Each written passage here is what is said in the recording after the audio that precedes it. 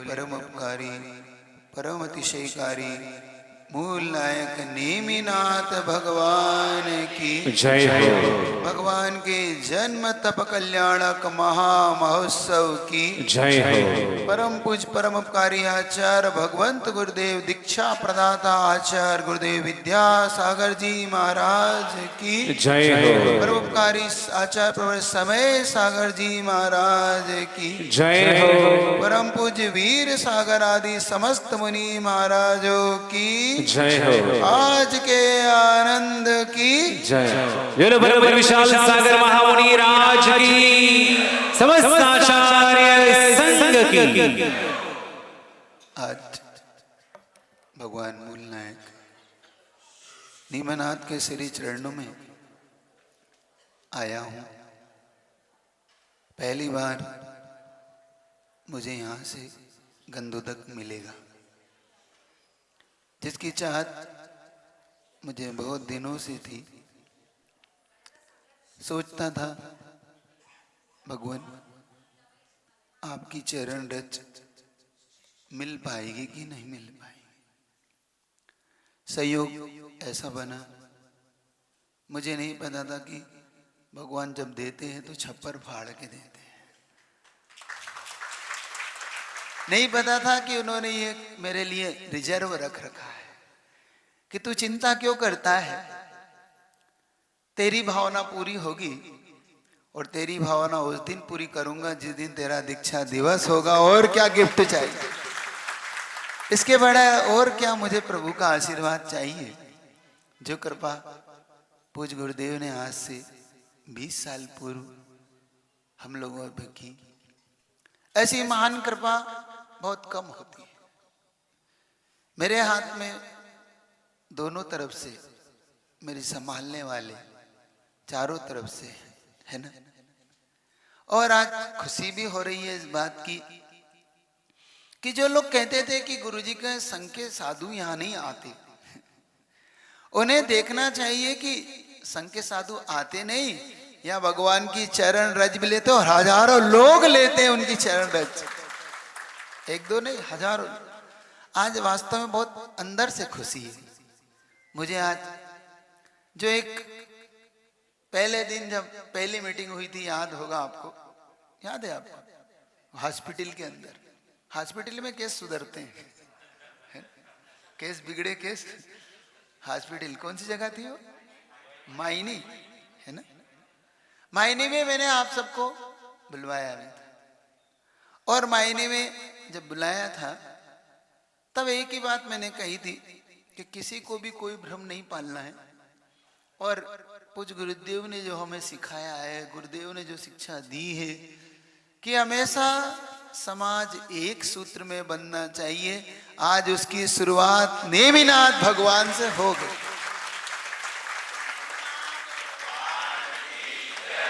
हो गई ना अन्ना? अन्ना हो गई ना? हो गई ना अन्ना? अन्ना के मन में थोड़ा सा उथल पुथल था। यहाँ की कमेटी को भी लग रहा था। जब नांद्रे में कमेटी मेरे पास आई थी, उसके बाद यहाँ भी आई, और कमेटी बार बार एक ही बात को लेके चिंतित थी कि महाराज कैसे आप लोग बस इतना प्रयास करके कि हमारी समाज एक सूत्र में बंधी रहे, हमारे लोग एक दूसरे के प्रति बहुत अच्छे प्रेम भाव वात्सल्य भाव से बंधे रहे। जिनालय पद्धतियां कोई भी हो सकती है, सबकी अपनी अपनी पद्धतियां होती हैं। धर्म ध्यान करने का अपना अपना तरीका होता है। भाई कोई सामान्य से जल अभिषेक से खुश है, कोई अपने हिसाब से पंचामृत इत्यादि करके अपनी भावनाओं को भगवान के चरणों में प्रेषित करता है। वो अपना अपना उनका मान्यता हो सकती है। मेरी मान्यता गुरुदेव की मान्यता से मेरी मान्यता है। गुरुदेव का मन है कि मतभेद हो वो चलेगा, होता है, अपनी अपनी मान्यता होती है। घर में 4 भाई भी होती तो किसी का मत कुछ होता है, किसी बात में किसी का मत कुछ होता है, लेकिन एक ही पिता की संतान में मतभेद चलेगा, मनभेद नहीं चलेगा। मनभेद नहीं होगा, मन एक हो, कोई बात नहीं, चलता है। तो आज बहुत अच्छा लग रहा है। इतना जरूर कहता हूं, जैसे महाराज ने अभी कहा कि ये सब महाराज का है, महाराज का कुछ भी नहीं है, महाराज की बड़प्पन है महाराज का। तो धवल सागर जी महाराज हमारी बात हमेशा हमेशा अपने से किसी भी व्यक्ति को बहुत ऊंचा रखते हैं, उनकी खासियत है। लेकिन ऐसा मैं मानता हूं कि दोनों महाराज मेरे साथ बिल्कुल एकदम सहयोग और एकदम सपोर्ट करके, आप देख रहे होंगे कैसे धवल सागर जी, उत्कर्ष सागर जी महाराज कितनी मेहनत करते रहे थे, कितनी महाराज जी अपने अनुभव से मुझे आगे बढ़ाते हैं, मुझे संभल देते हैं। एक तरफ धवल सागर जी महाराज हर तरीके से बच्चों को संभालना, बड़ों को प्रेरणा देना, अंदर अंदर कहते ना, अंदर अंदर बैक सपोर्ट जिसको होता है, रीढ़ के बिना जैसे आदमी बैठ नहीं सकता, चल नहीं सकता, ऐसी मेरी कोई रीढ़ है तो मेरे धवल सागर जी और उत्कर्ष सागर जी महाराज मेरी थी। मेरे लिए पूज्य गुरुदेव ने जो कुछ दिया, समझे ना, आज सब कुछ है। तो आप लोग को इतना मैं कहना चाहता हूँ, आज दीक्षा दिवस पे ये संयम का महोत्सव, महान महोत्सव है। मुझे आज पहली बार गंधोदक मिलेगा और मेरा तो कमेटी से भी बहुत कुछ कहना है कि यहाँ तो लोग ऐसी महिमा इसकी कर दो कि रोज ऐसे ही रोज हजारों लोग इंद्र बन के प्रभु का अभिषेक करा कर। ये पूरे लोग, सही बता रहा हूं, कमेटी अगर लोगों को थोड़ा सा प्रेरणा दे दे, यहाँ के जितने लोग जुड़े, आप यही का दृश्य, रोज का दृश्य उत्तर भारत का जो ये आज दिख रहे हैं ना अपन, ये रोज दृश्य उधर उत्तर भारत में हजारों लोगों में से, जहां अगर 100 घर है तो 50-100 लोग रोज अभिषेक, रोज 50-100 महिलाएं वहां देख के, ऐसे आपकी महिमा होना चाहिए। बस इतना सा है। पहले इन जिनालयों में जिन बिंबों की महिमा समझना, ये जिन बिंब कितने महिमाकारी होते हैं, हम इनको सिर्फ बिंब ना माने, इनको अपने से बढ़ के माने, अपने से भी बढ़कर इनके प्रति समर्पण लाएं। ये सिर्फ मूर्ति नहीं है, ये सिर्फ पत्थर नहीं है, इनका अतिशय आपको मैं बताता हूं। ये क्या है, इनके प्रति आपको कैसे भरना है जीवन में। ये घटना आज से, जब देश आजाद हो रहा था, 1946 की घटना है। भारत पाकिस्तान बंटवारा हो रहा था, हिंदू जैन सब लोग भारत आ रहे थे, यहाँ के मुस्लिम सब पाकिस्तान जा रहे थे। और आपको मालूम है कि उस बंटवारे में कैसा तांडव नृत्य हुआ, मृत्यु ने कैसा तांडव नृत्य किया। यमराज साक्षात अपने हथियार लेके घूम रहा हो, ऐसे वो नृत्य हो रहा था। और पूरे जैन समाज भी सुरक्षा की दृष्टि से सब जमीन जायदाद सब छोड़ के भाग रही थी। लेकिन एक ऐसी भी जैन संस्कृति और जैन समाज के ऐसे भी लोग थे, वो थे मुल्तान नगर की घटना बता रहा हूं, समझना। क्या कर सकते हो, जैसे महाराज ने भी बात रखी आपके सामने प्रभु की, आप क्या कर सकते हो अपने भगवान के लिए, सोचना भगवान आपके लिए क्या करते हैं। मुल्तान नगर में जब लोगों ने देखा कि जिनालय बना हुआ है और हम जाएंगे तो ये आताताई लोग एक भी मूर्ति नहीं बचने देंगे, क्योंकि उनका तो काम ही है मूर्तियों को खंडित करना, तोड़ना, मंदिर नष्ट करना, भ्रष्ट करना। कैसे करें। और उस दिन वो अंतिम फ्लाइट थी। देखो कभी कभी भाग्य आपको किस चौराहे पे लाके खड़ा करता है, कैसी परीक्षा लेता है। वो अंतिम फ्लाइट, वहां पे भगवान लेके खड़े हैं वो लोग कि नहीं, भगवान को तो साथ लेके चलना है। फ्लाइट वाले ने कहा भाई जल्दी से आप लोग बैठे। उन्होंने सबसे पहले खुद नहीं चढ़े, सबसे पहले अपने भगवान चढ़ाए और सबको सीट पे रख के। तो फ्लाइट में जो कैप्टन था, जो फ्लाइट को उड़ाने वाला, उसने कहा कि देखो भाई हमारी फ्लाइट इतना वजन नहीं झेल पाएगी, या तो आप निर्णय कर लें, या तो आप लोग फ्लाइट से जा सकते हैं या आपकी मूर्ति जा सकती है, आप तय करें क्या करना है। और ये अंतिम फ्लाइट है, इसके बाद तुम लोग कोई नहीं बच पाओगे, क्योंकि मूर्ति नहीं तो तुम मरोगे, मरना तो पड़ेगा तुम्हें।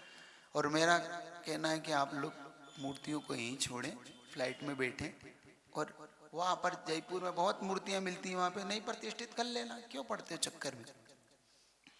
मानना पड़ेगा आपके बुजुर्गों के, आपकी वास्तव में आज उनकी भक्ति को मेरा मन प्रसन्न होके गदगद हो रहा है।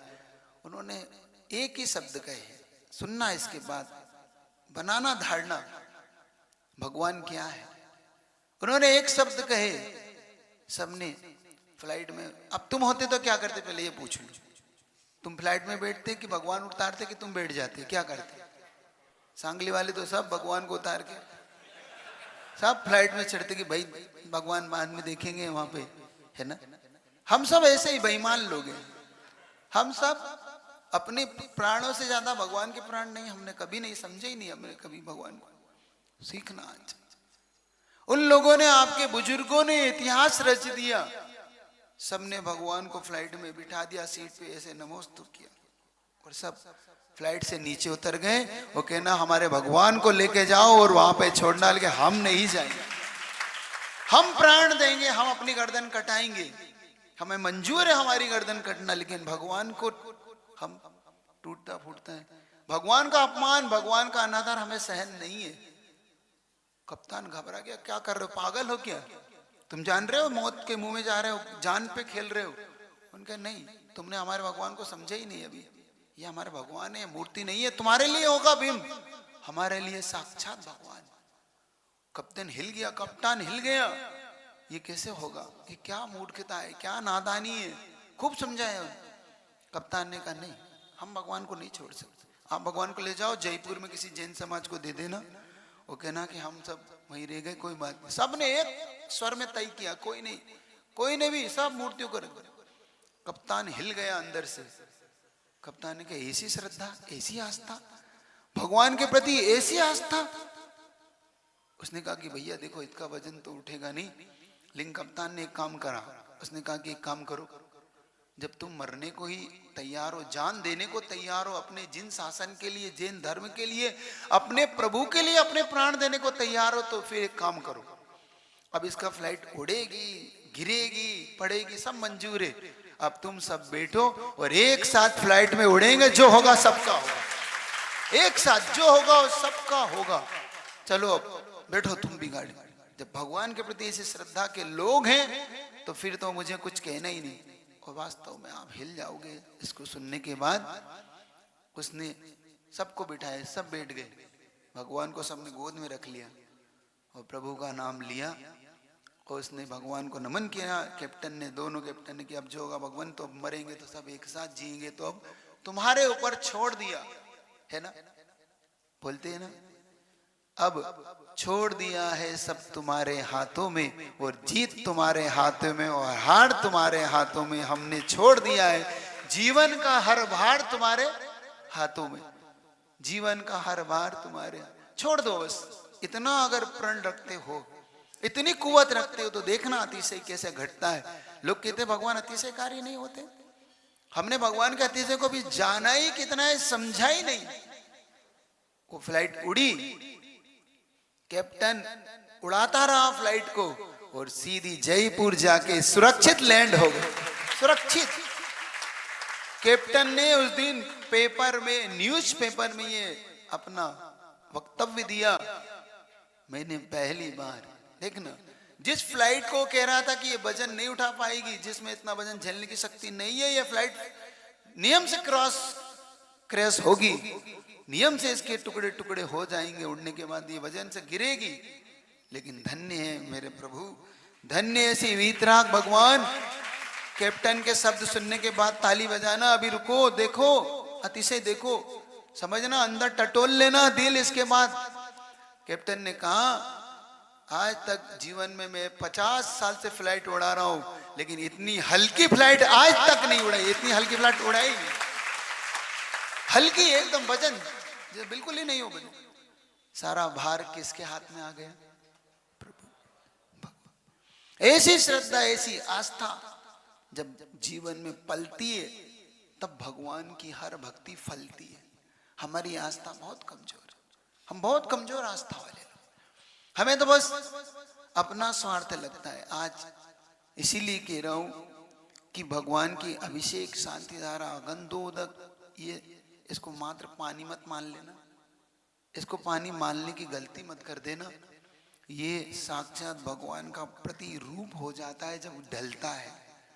ये ढलने के बाद हजारों अतिशय मेरे खुद के देखे हुए, और अब तो मैं इस सांगली नगर का नाम भी शामिल कर सकता हूं इस गंधोदक के अतिशय में। कर सकता हूं कि कर सकता हूं ना। सबने देखा कि उस दिन कैसे एक गंधोदक से व्यक्ति कैसे खड़ा होता है, कैसे स्वस्थ लाभ लेता है ना। यलमंते है ना यलमंते जी। ऐसे बहुत से अतिशय हो रहे। और अब तो देव ऋषि है ना घटित हो रहे ना अतिशय।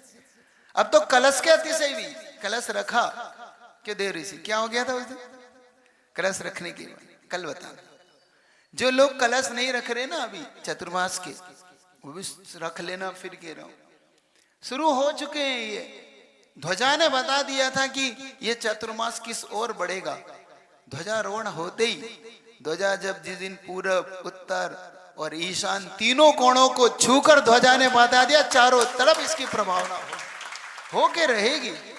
हर व्यक्ति की हर भावना पूरी करके रहेगा। ये है ही, इसका अतिशय इतना है।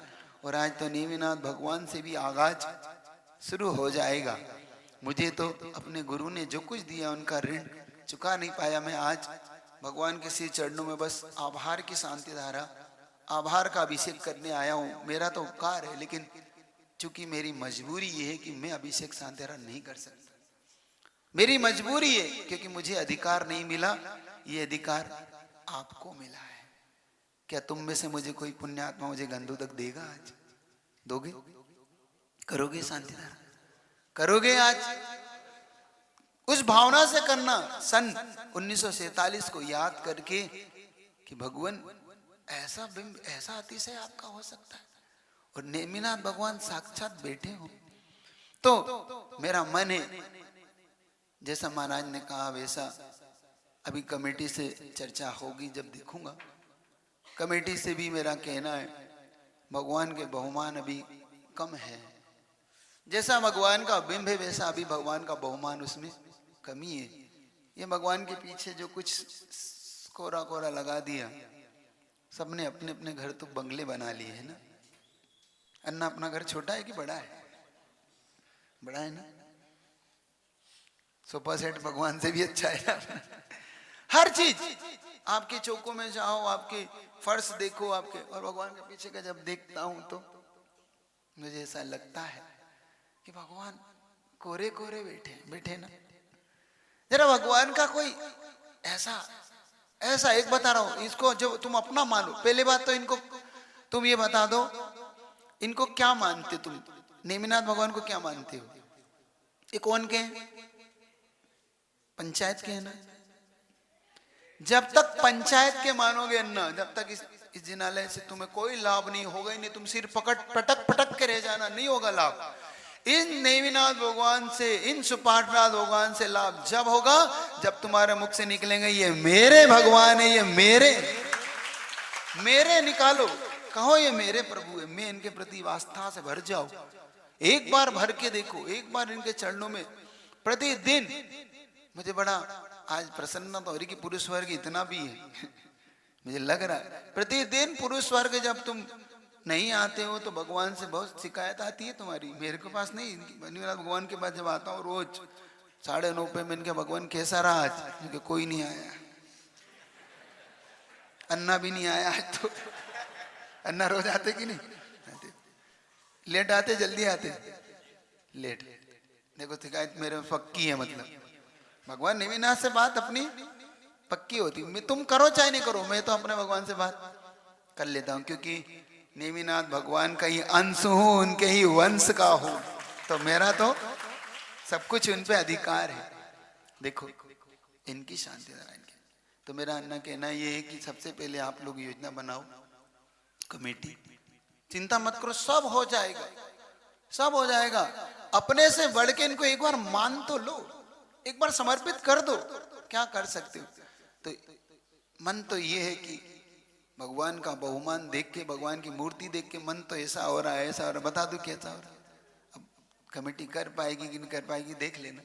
मन तो ऐसा हो रहा है कि भगवान का पूरा अंदर का गर्भगृह पूरा चांदी का बने तो सबसे ज्यादा अच्छा होगा, पूरा गर्भ। और बता रहा हूं, ये कोई बड़ी चीज नहीं है, बहुत बहुत आसान चीज है। और सांगली वालों के लिए तो अब कुछ बड़ा रहे ही नहीं, अब नहीं रहा ना। क्या इसमें मुश्किल से 100 किलो चांदी लगेगी, मुश्किल से 100 किलो चांदी। और जब हम लोग कहीं भी रहे, एक एक व्यक्ति जब अपना घर में 2-2, 10-10, 5-5 करोड़ के घर बनाता है, तो एक व्यक्ति इसका गर्भगृह भी बना सकता है, कोई बड़ी बात नहीं है, बना के देख लेना। एक एक अभी हम थे 200 किलो चांदी का रथ, एक ही परिवार ने 200 किलो चांदी का रथ, एक परिवार ने जिनालय को, और वो भी बिना नाम के, नाम का तो वहां काम ही नहीं है। उन्होंने कहा बिना नाम के लेंगे, उन्होंने कहा ठीक है, पूरा 200 किलो चांदी का रथ एक परिवार ने दिया, एक परिवार। जब भावमंडल की बात आई कि भगवान को भावमंडल देना है, गजब हो गया उस महिला ने, तो मेरे को हिला के रख दिया। वो घटना आज भी जब सोचता हूँ तो मैं हिल जाता हूँ। हम लोग वहां थे, मैंने कहा भाई, पार्श्वनाथ भगवान का वो बिंब था, मैंने कहा कि भाई पार्श्वनाथ भगवान के पीछे भावमंडल नहीं है, मुझे भावमंडल लगाना है। तो उन्होंने पूछा महाराज कितने किलो का बनेगा? तो भगवान का बिंब 6-7 फीट का था, तो मैंने कहा कम से कम 10-8 किलो का चांदी का तो बनेगा। तो उसने कहा महाराज मेरा नाम, देखना पुरुष वर्ग ने कहा मेरा नाम खड़ा हो गया। उसकी पत्नी खड़ी हो गई, उसकी पत्नी कहती नहीं महाराज ये मंजूर नहीं है। मैंने कहा क्या हो गया भैया, हो सकता है ज्यादा बोल दिया हो पुरुष ने, पति देव ने ज्यादा बोल दिया। तो मैंने कहा काम करो 8 किलो 5 किलो का बना लो। नहीं महाराज मेरे को मंजूर ही नहीं है, मैं नहीं लगने दूंगी। मैंने कहा बात क्या हो गई भाई, कोई ऐसा तो नहीं भावुकता में बोल गए पति देव? तो मैंने पूछा कोई समस्या? महाराज समस्या नहीं है, वो पति भी 2 मिनट के लिए सख्ते में आ गया कि क्या कर रही है, क्यों मना कर रही है। उसने कहा कि नहीं महाराज हमारे भगवान का जो बहुमान है उसमें मैं चांदी का नहीं लगने दूंगी, मैं सोने का भावमंडल चढ़ाऊंगी। तो मैंने कहा तुम्हारा दिमाग खराब है, जानती हो कितने किलो का लगेगा? मैंने कहा 4 किलो चांदी सोने का लगेगा, 4 किलो सोने से नीचे नहीं लग सकता। उसने कहा महाराज 4 नहीं 5 किलो लगे, मैं अकेले ही बनाऊंगी और पूरा भावमंडल लगाऊंगी। समझ रहे हो? और वास्तव में वो मेरे पास आए, देखना कैसे भावमंडल बोल दिया। मैंने पूछा कि महाराज सब बन जाएगा? वो हैं कैपेबल है। और एक संयोग की बात थी, वहां पे उनके एक केस उलझ गया, बहुत बड़ा केस उलझा, बहुत बड़ा केस उलझा। 6 महीने बाद वो बड़ा सा महाराज जी एक केस उलझ गया। क्या हुआ? थोड़ा सा इनकम टैक्स का मामला है महाराज जी, वो किसी ने शिकायत कर देते, कर दी महाराज, वो थोड़ा सा उलझ रहा है। मैंने क्या हो, तुमने क्या करा, तुमने भावमंडल चढ़ाया कि नहीं चढ़ाया? महाराज जी वो बस केस सुलझाए तो मैं चढ़ाऊं, बस मैं सोच रहा हूँ कि एक बात और ना उलझ जाए। मैं क्या तुम भावमंडल तैयारी शुरू करो, जाओ तुम देखो अति से। मुझे कहा ठीक है महाराज, मैं समझ गया आपका संकेत। संकेत जिसने पकड़ लिया बस उसने इधर ऑर्डर दिया, भावमंडल उधर ऑर्डर हुआ, उधर से सारे केस फारिग हो गए, सारे केस सुलट गए अपने यहाँ। मैंने कहा वो भावमंडल चढ़ भी गया, वो कभी जाओ देख लेना। जब ऐसा अतिशय है तो मेरा अभी रुको, एक एक व्यक्ति देगा कि एक ही व्यक्ति पढ़ाए बनाएगा? कम से कम कोई है ऐसा चांदी का पूरा परिकर बनाना चाहता है? बनाना चाहता है कोई? कितनी भी कोई बात नहीं, अपने से बढ़ के भगवान किसी को अन्ना अपने को बनाना, अपने से बढ़ के भगवान है?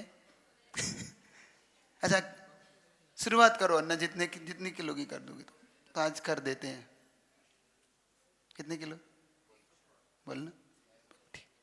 बना लो, कमेटी से चर्चा कर लो, क्योंकि आपकी कमेटी का मामला है इसलिए मैं इसमें नहीं बोल रहा, लेकिन फिर भी मन बना लेना। और नहीं बने तो फिर जैसा आपको, लेकिन भगवान का ये पूरा परिकर बहुत अच्छा बनाना। और एक और चीज मैं इसमें जो देख रहा हूँ, आपके जिन बिंब नाभि से नीचे हैं, ये जो नीचे, तो मेरा मन है कि आपकी या तो बेदी इस तरफ बने दोनों तरफ, या अंदर की तरफ बेदियों को सेट करो। जो बिंब आपने ऐसे रख रखे ना, जो हाँ बेदी हो तो बहुत बहुत अच्छा, आप प्लानिंग करोगे ना तो ये बहुत अच्छा हो सकता है, ये बहुत ही अच्छा है। तो नहीं, मूर्ति नहीं हिलाओ, पीछे का वो तो निकल के और लगा देंगे सोले में करके, वो आप देख लेना। चलिएगा, तो इस प्रकार से आप लोग कर लेना। और कल ठीक 7 बजे से आप सबको विशेष तौर से कलश की जो अपनी शुद्धि करना है, जिन जिन परिवार ने कलश लिए हैं वो लोग कलश की शुद्धि करने के लिए वहाँ पर सुबह 7 बजे से पुरुष वर्ग सोले में उपस्थित रहेगा। महिला वर्ग अपने बिल्कुल पूरे सगुन के साथ, बिल्कुल बिल्कुल सगुन के साथ आना, क्योंकि स्थापना के समय बढ़िया आपका अच्छा परिवार के सहित, पूरे परिवार के सहित आपको वहाँ पे आना है।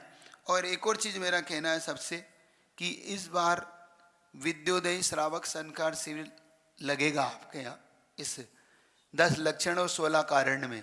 16 कारण में से शुरू करेंगे अपन, 4 तारीख से आपकी 16 कारण आएगी सितंबर में, और 17 तारीख। और जिनको 10 दिन पोजिशन के आपकी पूजा जो होती है, पूरी पूजा होगी, पूरा शेड्यूल आप तक पहुंचा दिया जाएगा। और बहुत अच्छे से आपको इस 10 लक्षण में मानसिकता बनाना है। लेना है भाग सबको? लोगे भाग? तो 2 प्रकार का शेड्यूल रखूंगा। एक शेड्यूल में जो मेरे साथ साधना करना चाहता है, देखो जिंदगी भर अपन ने पूजा की ना, इस थाली से इस थाली में सुहा सुहा करने के बाद वो खूब पूजा होती है यहाँ पे ना, 6-6 घंटे 8-8 घंटे ले पूजा है ना। नहीं, इस बार प्रैक्टिकल जीवन जीना है। इस बार हमें प्रैक्टिकल जीवन जीने की कला सीखना है। और विशेष तौर से मेरे को पुरुष वर्ग से कहना है, सिर्फ 10 दिन का समय आपको निकालना है। जीवन में ये अद्भुत अवसर है।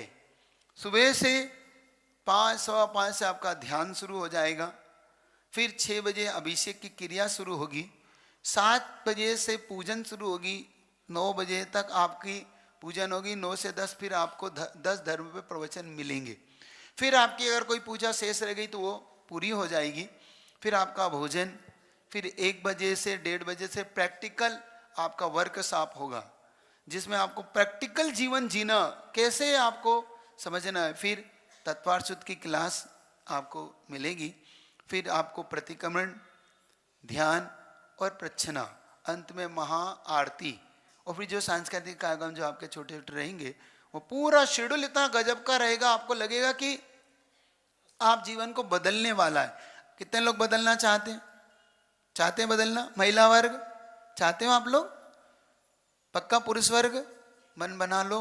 युवा वर्ग, पुरुष वर्ग से मेरा कहना है भूतो न भविष्यति पूना का शिविर देखना, पूना वालों ने कैसा लाभ लिया था। आईटी वाले लोग, पूरे लोग इसमें शामिल होंगे। और बहुत अच्छा मुझे कमेटी का एक लगा, मैंने कमेटी से एक बहुत अच्छी बात कही, मेरा नेचर नहीं है कि मैं निर्माल्य से कोई भी चीज़ लगाऊं, क्योंकि लोगों ने जो कुछ दान दिया, खूब दिया इस बार बढ़ के। कमेटी ने कहा हमारे कोई चिंता नहीं, अपने पास है। मैंने कहा नहीं, ऐसे नहीं लगाएंगे, अपन लगाएंगे पुण्यार्जकों से। और पुण्यार्जक होते हैं, और वास्तव में 2, 3, 4 पुण्यार्जक तो तैयार हो गए। सब ने घोषणा कर दी आप शिविर लगाओ, जो कुछ लगेगा उसमें हमारा भी योगदान पुण्य के रूप में रहेगा, आप चिंता मत करो, सब पुण्य। और फिर भी मैंने आपकी तरफ देख के कि नहीं महाराज इसमें, तो मैंने कमेटी से पूछा है कमेटी ने क्या क्या सुविधा दोगे, तो कहना महाराज जी पूरी सुविधा देंगे। देखो उन्होंने पूरा, कमेटी ने लिख के दिया मुझे पूरा। इसमें कमेटी ने कहा हथकरघा की 2 साड़ियाँ महिलाओं के लिए और हथकरघा के 2 दुपट्टे, जोड़ी दुपट्टे पुरुषों के लिए बाकायदा 2। अब हथकरघा की एक साड़ी कितने की? 1200-1300 की तो साड़ी आती है, और पुरुष का 1000 से ऊपर 1100 का धोती दुपट्टा आता है। तो उनका वो हम देंगे, चिंता मत करो। फिर उन्हें कहा पूरा 10 दिन का द्रव्य, पूरा द्रव्य, पूरा पूजा का पूरा द्रव्य हम देंगे महाराज। उनके लिए बेग, पुस्तक, प्रतिक्रमण की पुस्तक, स्वाध्याय की पुस्तक हम देंगे पूरी। और उन्होंने ये भी कह दिया है कि अगर कोई यहाँ रुकता है तो पूरी रुकने की व्यवस्था निश्चित तौर पे हम पूरी करेंगे, पूरी। उसके बाद भोजन, अब एक बताओ, 2 जोड़ी हथकरघा का 10 दिन का द्रव्य और 10 दिन का भोजन, 10 दिन का पूरी किट, आपकी उठने बैठने नहाने धोने की पूरी सुविधा। अब इसमें कितना रखना चाहिए? इसकी अगर फीस रखो तो कितनी रखना चाहिए? तो कमेटी ने कहा नहीं महाराज बात फीस की नहीं है, बात लोगों को धर्म ध्यान की है। तो उन्होंने कहा कोई बात नहीं महाराज, कम से कम, मैंने कहा बहुत कम से कम रखना ताकि हर व्यक्ति हर वर्ग ये ना कहे महाराज पैसे पैसे की बात आती है, हम गरीब कब धर्म ध्यान करवाएंगे। हर व्यक्ति को देख के कमेटी ने एक ही निर्णय लिया कि कोई नहीं महाराज, हथकरघा सब हो जाएगा और मात्र 2100 रुपये में सबको दे दिया जाए। 2100 रुपये, ज़्यादा नहीं। अब बताओ, अगर धोती दुपट्टे 25 का है, 10 दिन का भोजन भी अगर 50 रुपये का मान लो और 50 रुपये की द्रव्य भी मान लो तो 4-5 हज़ार रुपये का तो खर्चा एक व्यक्ति पे बैठता है। लेकिन उन्होंने कहा नहीं, सब हो जाएगा महाराज, अपने सुपार्शनाथ नेमिनाथ भगवान बहुत अतिशयकारी हैं और कोई खर्चा आएगा सब हो जाएगा। तो अब तो भाग ले लोगे, अब तो ज़्यादा राशि नहीं है ना। वो भी इसलिए कि तुम्हारा मन में ये बात ना आ जाए कि हम क्यों किसी का करें, वो इस भावना से रखिए।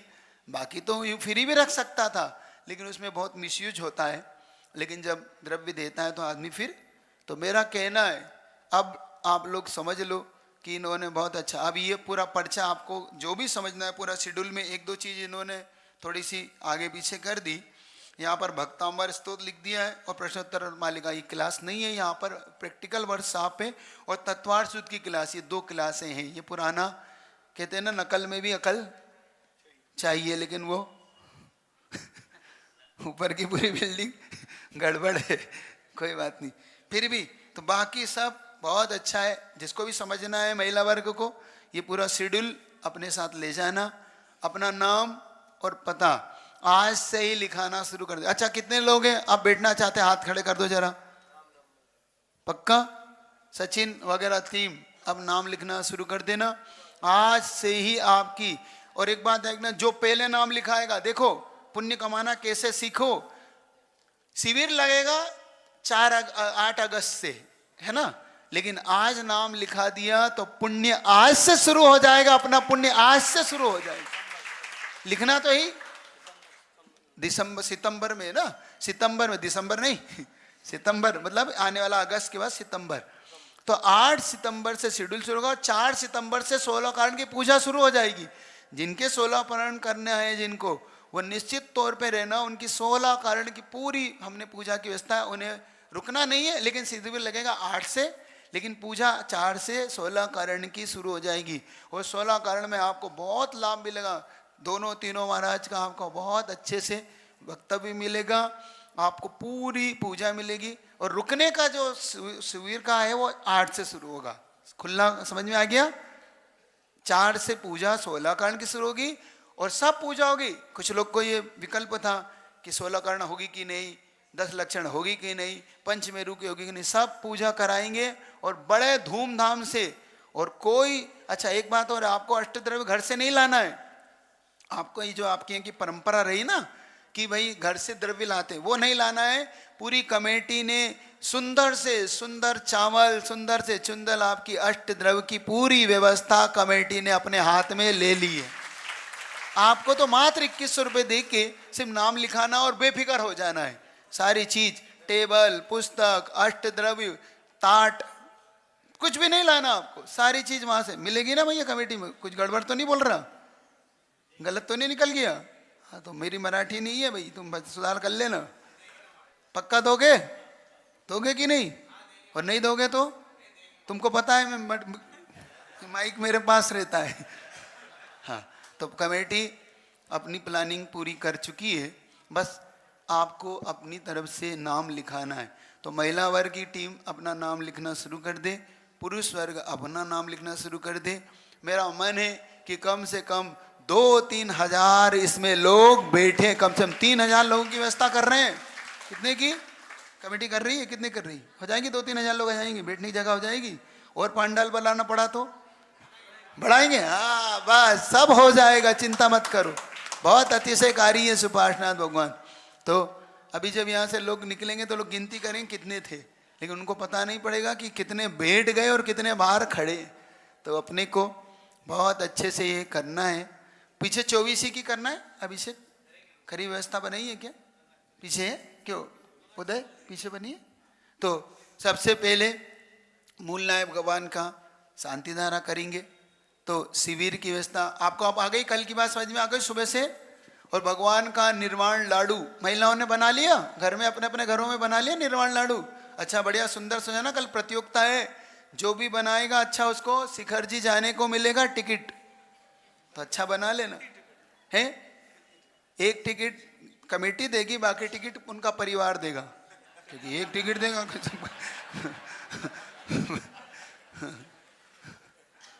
देखिए जो 10